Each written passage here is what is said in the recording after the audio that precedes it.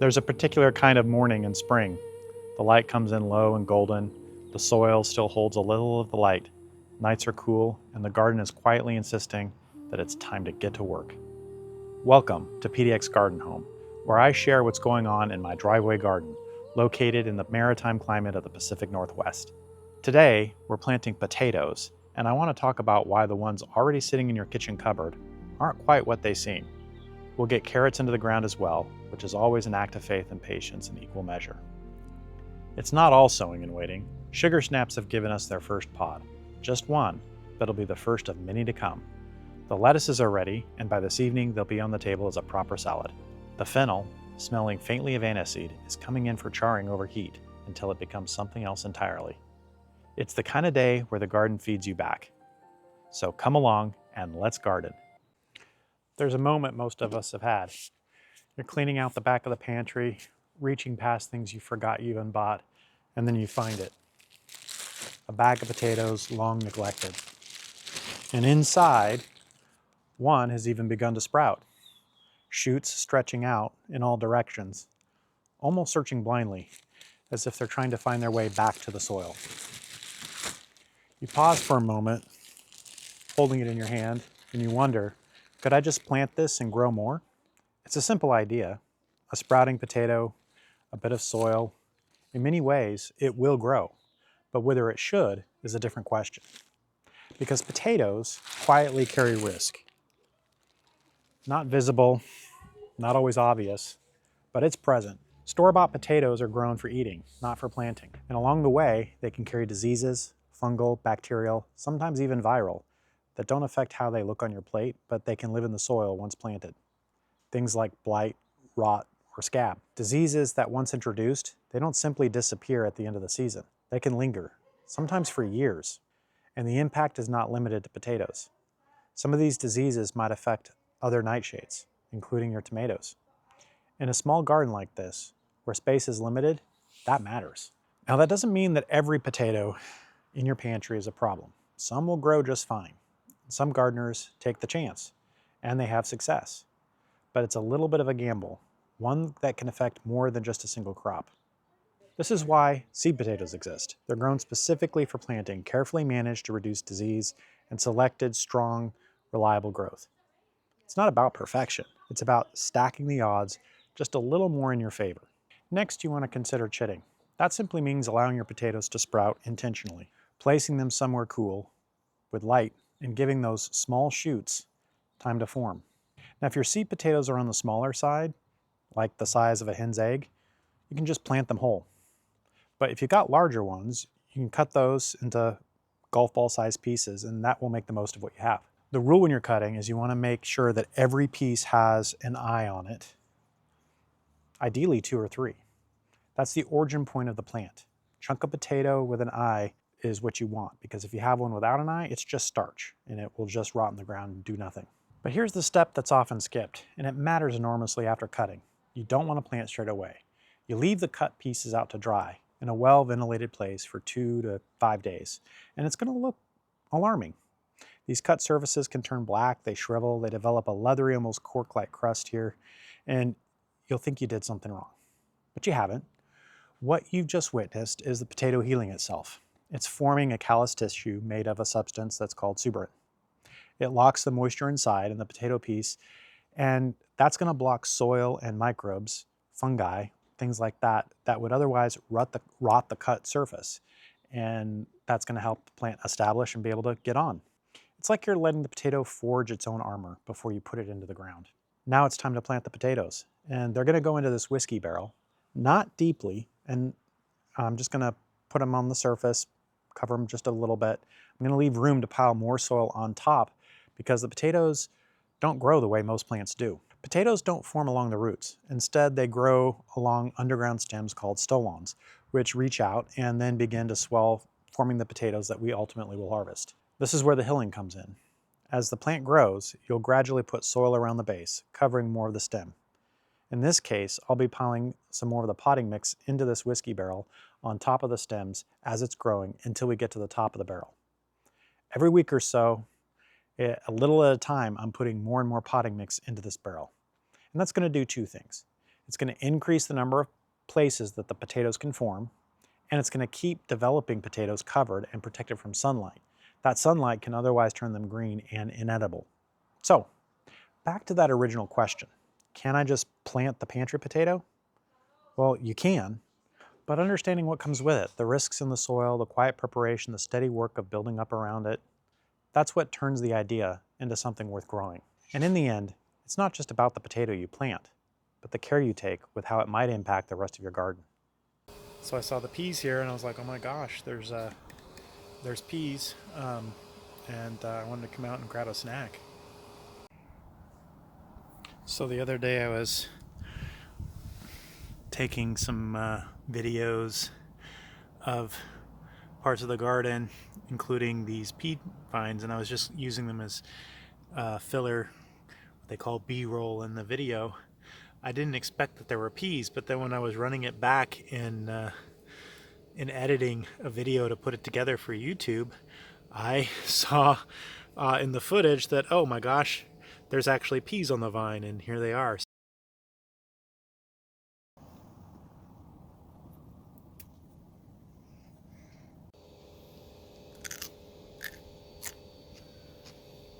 Perfect. First pea of the season.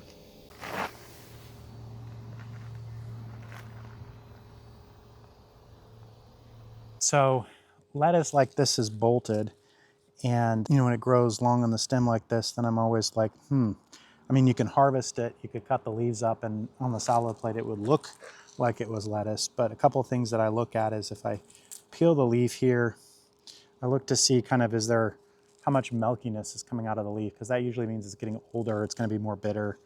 And then, nothing beats a taste test. It's like, yeah, that's kind of bitter. It's not completely unedible if you kind of like something that's a little more bitter, but usually when people are having their salad, they expect something that is a little more neutral to sweet. Now, the end of the leaf is not as bitter. It's this end here where the stem is, and I think that's because that sap that's in there, I think that's the bitterness agent, so to speak, that it starts to get when they start to get older like this and start to bolt on us. So I'm gonna go ahead and just pull these out for composting, at least this one here. And I said I'm gonna pull it out, but I'm actually gonna cut it out. Throw it in the back, let it compost in place. Now this one's smaller, it's been shaded a little bit, so this one might not be too bad. Yeah, it doesn't taste quite as bitter. So I'm gonna save this to put in the salad bowl. We'll have some salad tonight. One of the things that's inspiring me to get out here and harvest the lettuce, I've done a harvest lettuce before, but I'm harvesting again now because we've got a bunch of lettuce ready, mostly red leaf lettuce. And it's gonna be getting warmer the next few days. And so more of this kind of bolting or just elongating and getting older and more bitter is going to happen in the next few days, I think, with a lot of my lettuce. So I wanna preemptively get what I can, get the young tender stuff for a good salad, and then create more space in the garden by pulling out the stuff we're not going to eat. Create more space in the small garden for planting some other things. I don't know about this one. It looks like this is getting ready for a flower, but let's see. I happen to be a little bit hungry too, so that helps. Yeah, actually that one's not bad. It's borderline. I'll go ahead and save it. I'm not even going to try this one. I know what the answer is there when it gets to be like that, so I'm just going to clip it off. We're good. Now, one thing about just throwing stuff in the back there that I might rethink is, as I'm looking at it, is like, that's like slug food. And I'm not anxious to feed slugs around here, so I might actually come back and clean up some of that stuff, and rather than just letting things compost in place. Nice areas for slugs to kind of hang out and dine is a priority in my garden.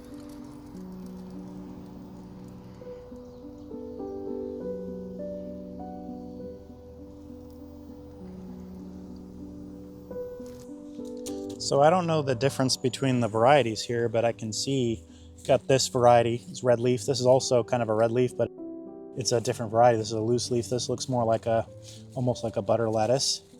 I'm gonna harvest this one here.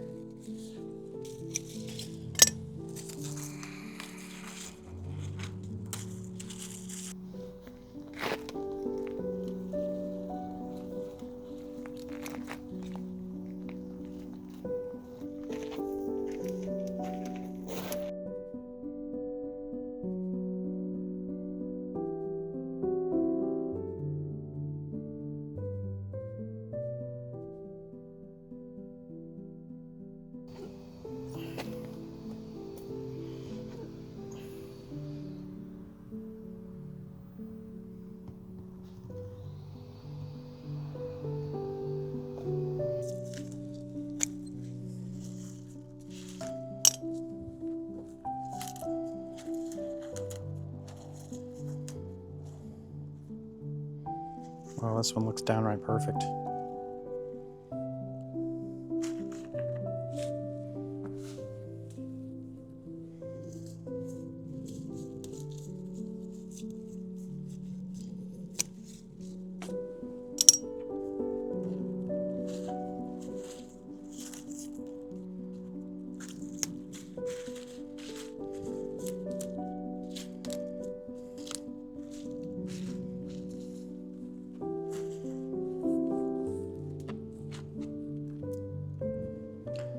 Well, I'm going to let the rest of these keep going, in part because I just cannot process anymore.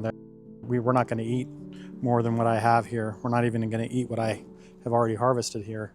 But it gives me a chance to see what happens with these. So let's see if my theory is right. Let's see if some of these bolt or if they continue to get bigger or where that goes. Well, back here is some Bib lettuce that I think is still good because it's been protected by the rhubarb leaves there. No, that one looks too stocky. This looks like a romaine that actually got stocky on me. Is it, or is it some kind of, no, it might still be a leaf lettuce. And while it has a stalk, this one is not bitter, so I'm gonna keep it.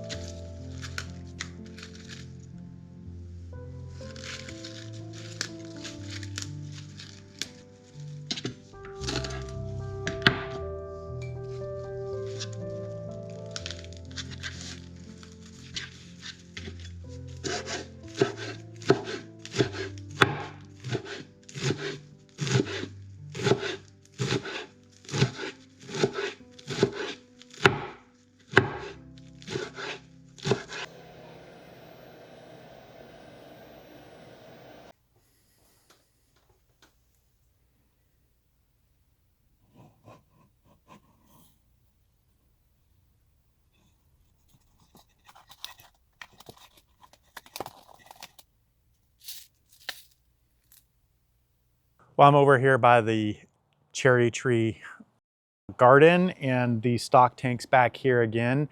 I have some space. I pulled out some bolting Napa cabbage, and then the spinach, I didn't get as much in there as I'd intended, or wanted, I should say. So I've got space to plant something, and what I'm going to be planting today are carrots. I saw a YouTube video by a gardener in our same zone and climate here, Little Roots Ranch. You should look her up. She's got great videos and lots of tips. If you haven't seen her already, you may already be very familiar with her. But she just dropped a video about doing carrots, and it was inspiring to me to get out here and do it. So I'm going to do some carrots as well here. I think I don't normally do a lot of carrots.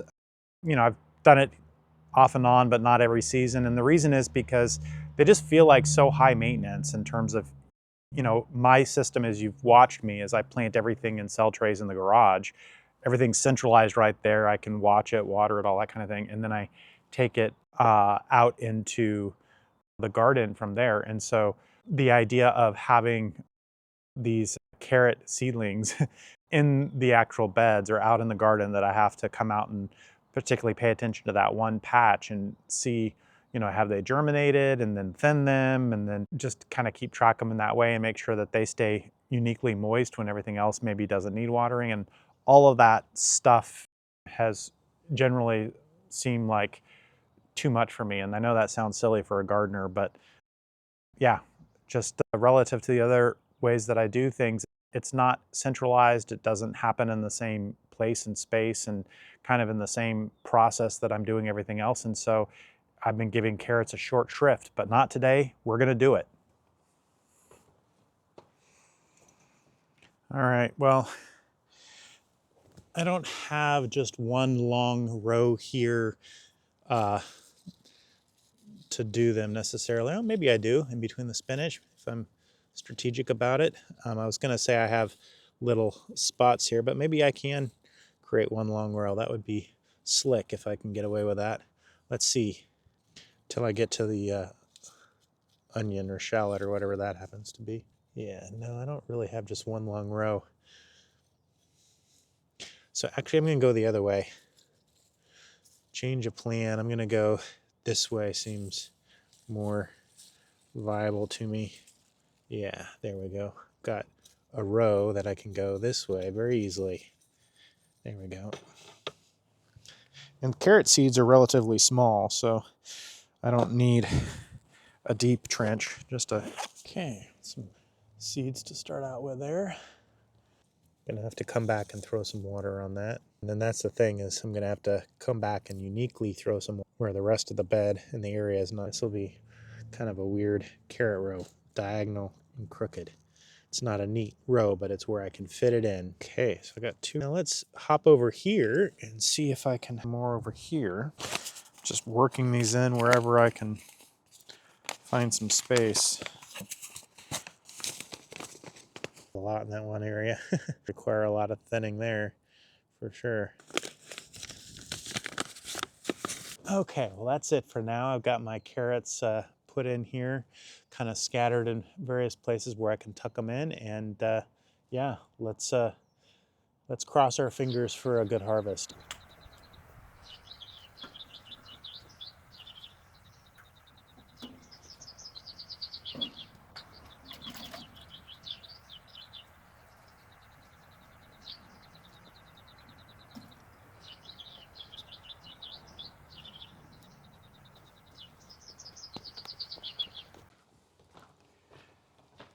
Today, I've got a couple of fennel bulbs to harvest.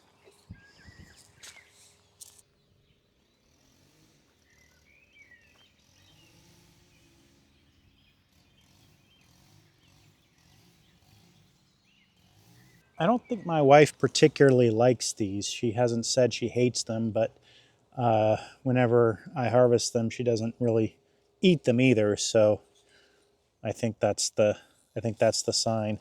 I thought there were two here, but there's actually three. So I'm gonna leave this guy. He's still kind of thin. See if I can get him to plump up more, and if I can, and then try to take these other two. Maybe what I'll do is cut it. Now, I often will let fennel go to seed, and I find the seeds can be harvested as a spice. I like to chew on the seeds in the garden. They've got this anise licorice taste that I enjoy, or I'll chew on the stems.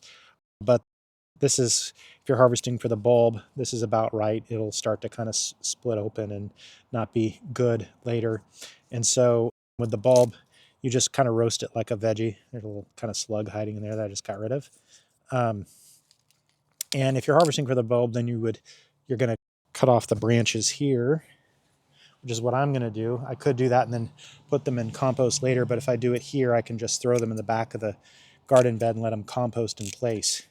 Since I don't really have a good composting system, I like doing that when I can. I don't have compost. When I say I don't have a composting system, I don't have compost bins here at the new garden.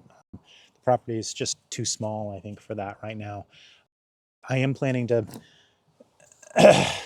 set it up. So too small is probably the wrong point, is that the area that I'm using for the garden is too small. The property itself, I think, has a space for it out in the front that I could use, but I need to do some landscaping out front in order to make space for it and do that. So that might be a project for next year, assuming I get through this retaining wall this year. Well, I just found that it was hard to like pull this out, and I don't want to disrupt the ground around it too much, so I'm just going to snip it out like that and then do the same thing. I'm going to cut off the branches here, throw them in the in situ, trying to use a fancy word there, in place composting. Okay, so there you go. I smell it. It smells like fresh fennel. Yeah, so that'll go good. I might be the only one that'll eat it, but I'm gonna do some blackened onions the way I did the blackened leeks previously, and I think blackened spring onions, that is, and I'll toss this in there with them. I'll blacken these or char these. I said blackened, charred spring onions and charred fennel. I think that sounds delicious. I think that some of the sugars from this fennel will caramelize well.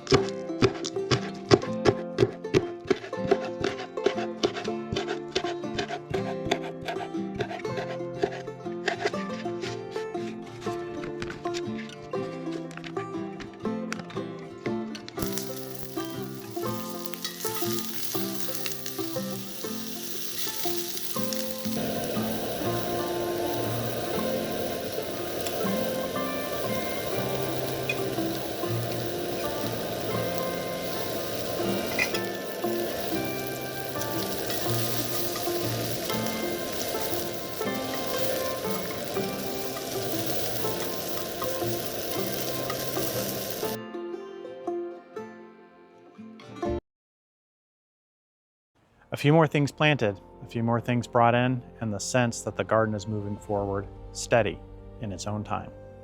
The potatoes are in, the carrots are sown, and tonight at least a small part of this all ends up on the table. It wasn't a grand harvest, just enough to remind me one of the reasons why I do this. If you're gardening along with me here, I'd be curious to hear what you're planting or harvesting right now. So do let me know in the comments. And if you found this helpful or just enjoyed spending a bit of time in the garden, consider subscribing. There's plenty more to come as the season unfolds. Thanks for gardening with me, and I'll see you in the next one.